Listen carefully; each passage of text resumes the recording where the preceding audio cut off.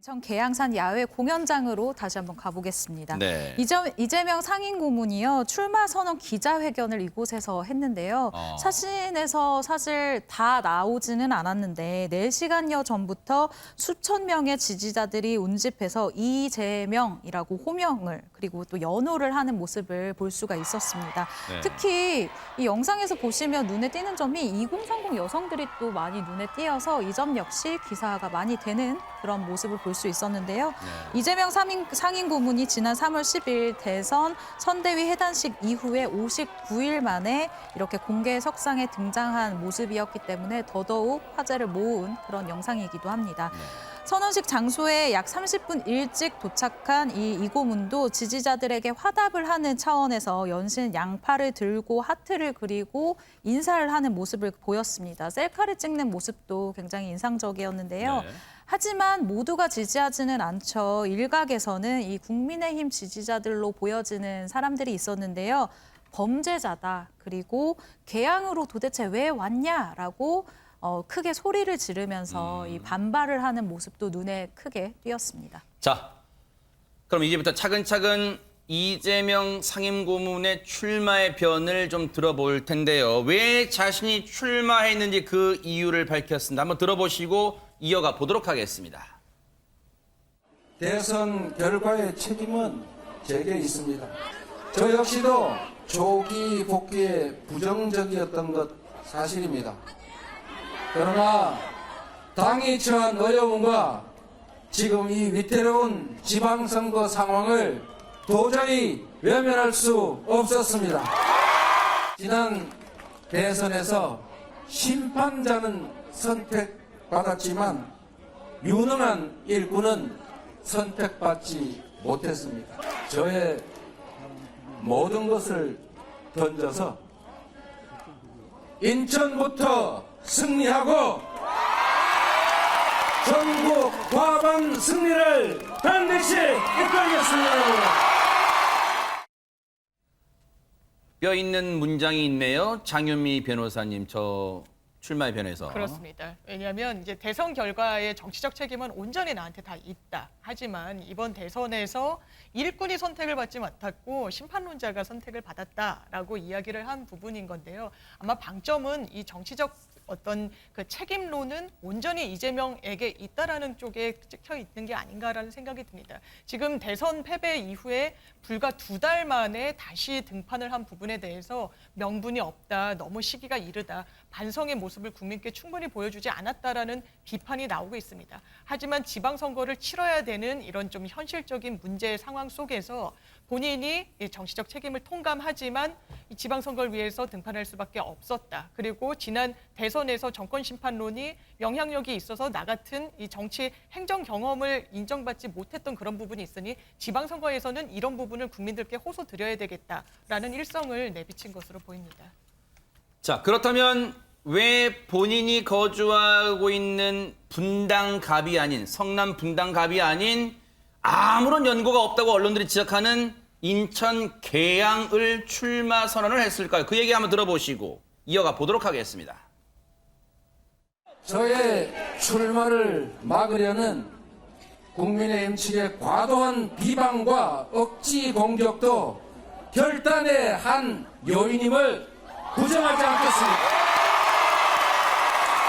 경쟁에서 이기려면 상대가 원하지 않는 장소, 원하지 않는 때, 원하지 않는 방법으로 싸워야 한다는 것도 바로 중요한 판단 기준이었습니다.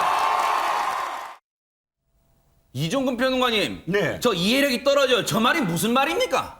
네, 그러니까 지금 국민의힘에서 계속 분당갑으로 나와라. 분당갑이 원래 또 성남에서 시장까지 했기 때문에 연고가 있지 않느냐. 그리고 대장동과 관련해서 주민들에게 심판을 받자라고 국민의힘이 요구를 하는데 그렇게 요구하면 사실상 그 국민의힘의 프레임에 들어가는 거 아니냐. 상대방이 원하는 그런 그 전쟁터에 들어가는 건 사실 장수가 피해야 된다. 손자병법에도 내가 원하는 나의 전쟁터로 끌어들여야지 상대방이 원하는 그런 전쟁으로 가서는 안 된다. 그런 것을 아마 이 염두에 두고 이야기를 하는 것 같습니다. 아하. 그런데 그게 진짜 사실 해명이 될까요? 왜냐하면 이겁니다. 지금 위험한 정면 돌파 이렇게 말씀하시는데 이 개항을이 지난번 이재명 그다음에 윤석열 두 후보가 붙었을 때 8.8%포인트로 이재명 후보가 표가 훨씬 더 많이 나온 곳이거든요. 그래요? 또 이 분당갑은 자신이 훨씬 더 낮게 나왔어요. 자신의 이 고향임에도 불구하고 그렇기 때문에 훨씬 더 쉬운 곳을 선택하면서 말로는 어렵다라고 이야기하는 이 언밸런스한 부분이 또 이렇게 지금 표현되는 거예요. 상대방이 비판하고 원했기 때문에 글로 안 간다. 근데 거꾸로 그렇다면 국민의힘이 인천 계양을 나오세요. 그러면 분당갑으로 나오실 겁니까? 그것도 아니잖아요. 그러니까 이건 제가 보기에는 자신이 이렇게 비판을 받으면서도 나와야 되는 것을 해명하다 보니 네. 이렇게 표현한 게 아닌가 싶습니다. 네. 앞서 우리 최정아 기자님도 잠깐 설명했지만 대선 이후 59일 만에 다시 등장했어요. 그럼 59일 동안 뭘 했을까요? 그 얘기도 털어놨습니다. 한번 들어보시고 이어가 보도록 하겠습니다. 솔직히 말씀드리면 제가 현관문을 나와 본 게 오늘이 4번째입니다.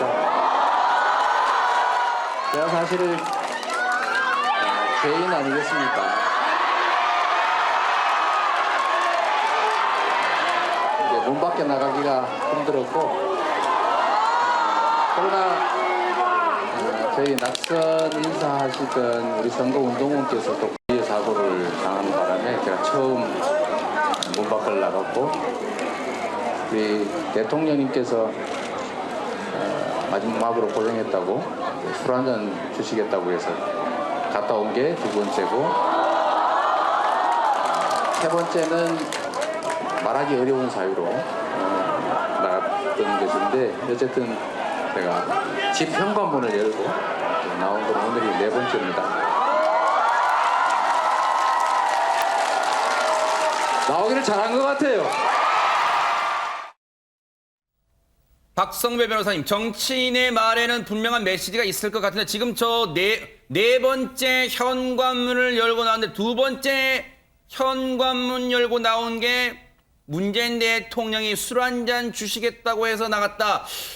어떤 배경, 어떤 의도로 얘기했을까요? 문 대통령 지지자 입장에서는 문 대통령이 이 고문에게 고생했다고 술 한잔 주었다는 얘기를 들으면 얼마나 반갑겠습니까? 문 대통령 지지자들에게 손짓을 하는 의미라고 볼 수 있고 나아가서 문 대통령을 언급함으로써 이 정권 교체로 기존과 달라진 상황을 떠올리게 하고 이로 인해 개항을 뿐만 아니라 전국의 모든 보궐선거, 나아가 지방선거 승리로 신임 대통령의 국정 운영에 맞서자는 의미까지 내포되어 있다고 할 수 있습니다. 근데 유인경 평론가님, 사람이 삐딱한 심리가 못 밝혀요. 그럼 더 궁금하잖아요. 3번째 현관문 열고 나온 이유를 못 밝혔대요. 뭘까요? 저도 궁금해 죽겠습니다. 네. 근데 제가 이재명 고문하고 그렇게 직통 전화를 주고받을 만큼 가까운 사이가 아니기 때문에 친해지시지 그러셨어요. 전화번호를 갖고 있습니다만. 아하. 예. 근데 아마도 밝히고 싶지 않은 일이 아니었을까요?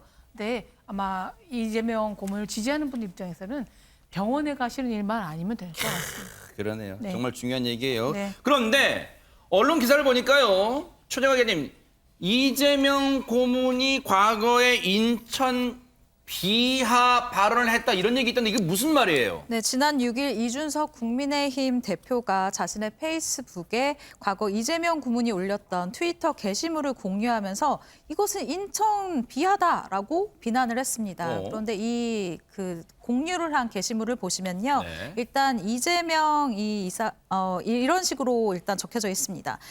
시장님, 그러니까 지지자였어요. 네. 한 지지자가 시장님 계속 성남에만 계실 거예요. 제가 사는 인천 쪽에도 출마해 주시면 안 될까요? 제가 팬이거든요. 네. 라고 했더니요.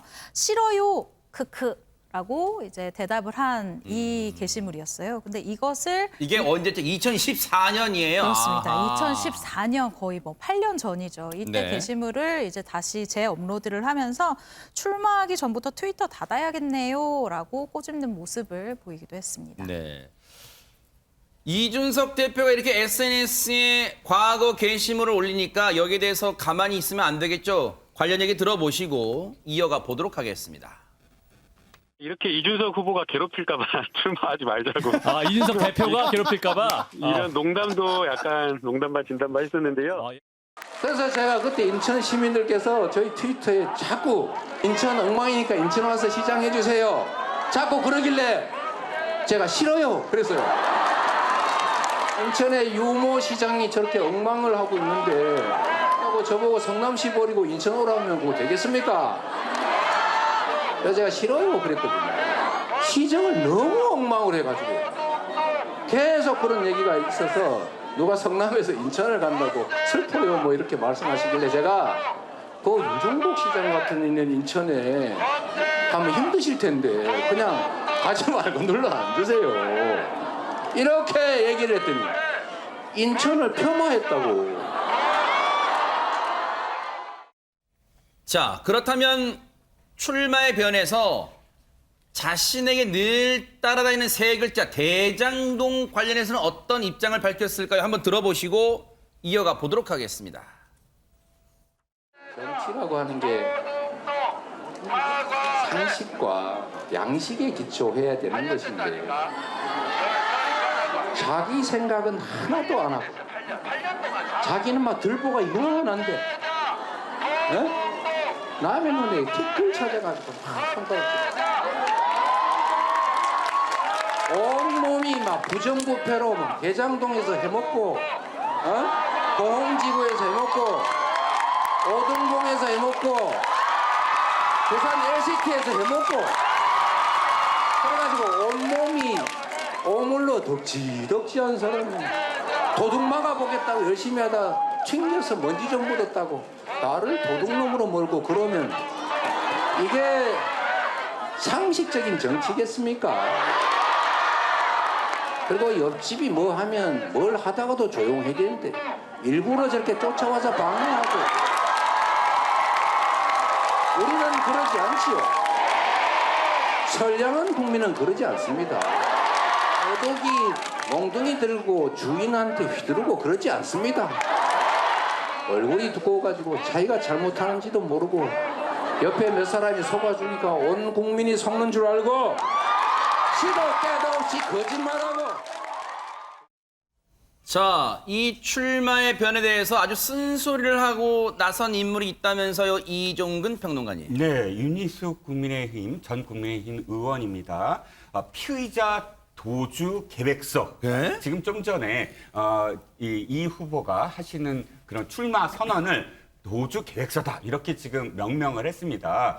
이인즉슨 뭐 이렇게 해석은 되겠죠. 지금 경찰이 법카 의혹과 네. 그 유용한 의혹에 관련돼서 압수수색을 했는데 네. 그 영장을 살펴보니까 이 배모 씨 있지 않습니까? 비서관으로 임명을 했는데 사실상 불법으로 그러니까 지금 그 여사 김혜경 여사를 비서관처럼 보좌관처럼 그렇게 일을 했다. 네. 그러니까 적법하지 아니한 월급을 받았기 때문에 그 월급은 국고에서 손실이다. 두 사람이니까 다 합쳐보니까 성남시 때부터 따져보면 5억이 넘는다. 그러니까 국고 손실죄는 뭐 2억이 넘으면 굉장히 중죄로 지금 예약이 되지 않습니까? 그래서 그런데 그 안을 들여다봤더니 이재명 후보와 그 부인 김혜경 여사가 그러니까 공모 관계 이렇게 그 피의자로 적시가 돼 있다. 그러니까 이제 피의자인데도 불구하고 이런 공간을 빌어서 자신의 죄가 없으면 저렇게 역설하는 거 아니냐 이런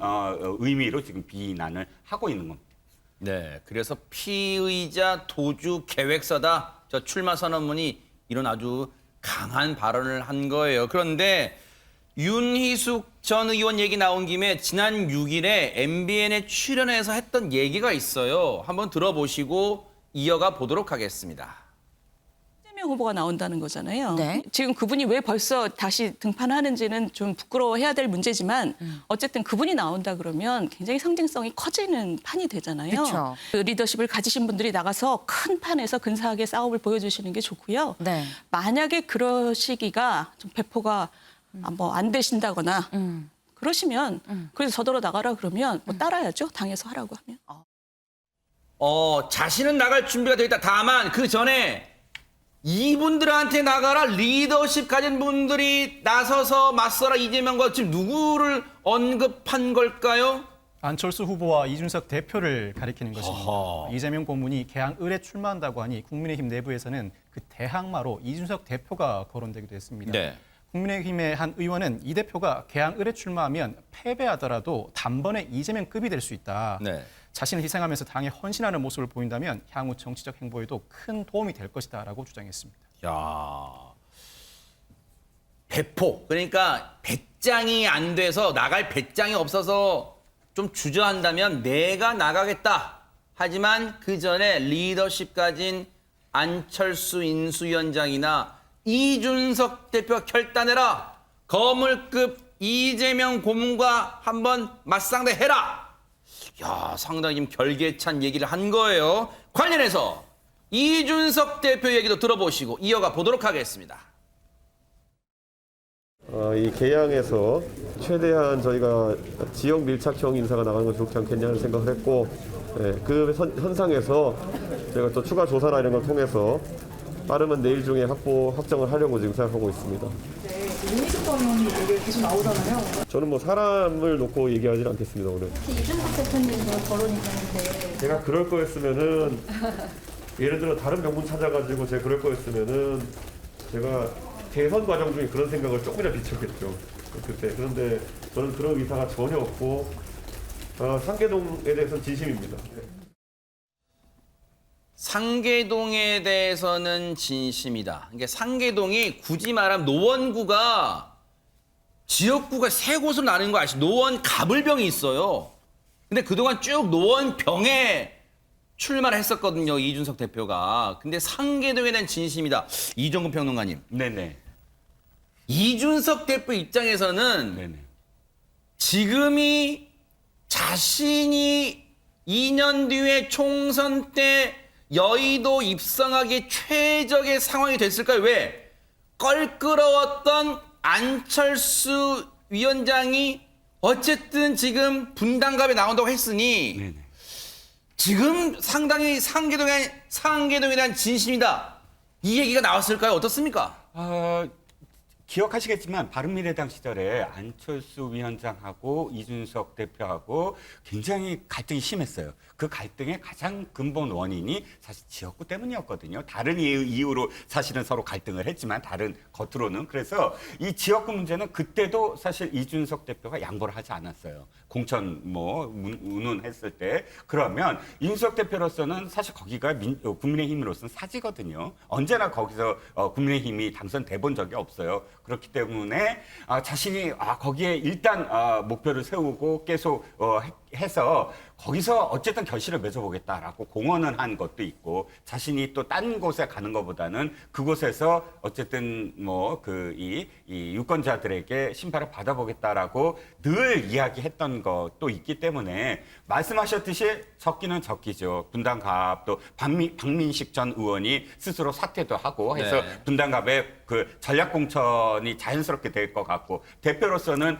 경선 붙여야 돼라고 이야기는 했지만 자연스럽게 또 경선 안 하게 되는 어떤 상황으로 가게 되니까 모든 분들이 전부 다 해피한 상황이 되는 게 아니냐. 이준석 대표로서는 자신의 어떤 지역구도 지키고 또 분당갑에 안철수 대표를 자연스럽게 또 이렇게 안착시키는 그런 결과가 나오지 않을까 싶습니다. 네.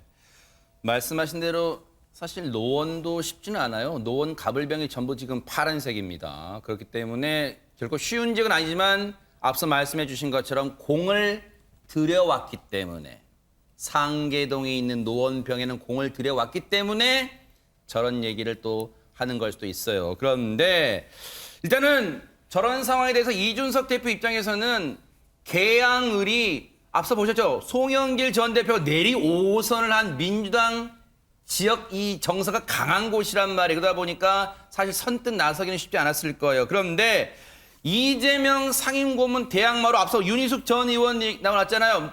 내가 나갈 수도 있다 그랬는데 이준석 대표가요, 이 인물을 얘기하고 있습니다. 한번 들어보시고 이어가 보도록 하겠습니다. 개항을에 누구를 공천할 계획이세요? 저희가 지금 후보군을 놓고 안 그래도 오늘 또 최고위원회에서 논의를 하기로 했습니다. 김부선 씨는 아닌 거죠? 그거는 전 솔직히 굉장히 악의적인 기사라는 이렇게 봅니다. 김부선 씨야말로 그 지역에 대한 연고성이라는 것이 상당히 부족하거든요. 이재명 지사의 연고성 부재를 공격하던 저희 당에서 그런 공천하기는 어렵다. 그리고 전혀 정치에 참여하겠다는 선언하지도 않은 배우에게 그런 정치의 이미지를 씌우는 것 자체가 김부선 씨의 굉장히 신뢰다 이렇게 생각합니다. 박성배 변호사님, 시청자분들 일단 눈이 동그래지셨을 거. 아니? 내가 아는 그 김부선 맞아? 지금 그 김부선 씨를 얘기하는 거예요? 그렇습니다. 일부 매체가 국민의힘 관계자 말을 빌어서 배우 김부선 씨가 개항을 후보로 거론되고 있다고 보도했습니다. 이 관계자가 우파 시민단체에서 김부선 씨 공천 요청이 들어왔고 아직 결정은 안 된 상태라고 말했다는 겁니다. 그렇지만 김 씨 이 조선닷컴과 인터뷰에서 이게 무슨 소리냐, 금시초문이라고 반응했습니다. 출마 생각이 있느냐는 질문에 전혀 없다. 연기자로서 배우 생활에 최선을 다하고 싶다고 답을 했고, 이 고문이 개항을 출마를 선언한 데 대해 어떻게 생각하느냐 하는 질문에도 노코멘트 하겠다고 답을 했습니다. 이준석 대표도 SNS에 김부선 씨를 공천 검토한다는 보도는 사실이 아니다. 공식적으로 경로를 문의하거나 소통한 바가 전혀 없다라고 밝히면서 김부선 씨에게도 신뢰되는 일이라고 덧붙였습니다. 아울러 당 관계자들 이런 흥미주의 이야기를 언론 인터뷰를 통해 내지 않아야 한다고 경고하기도 했습니다.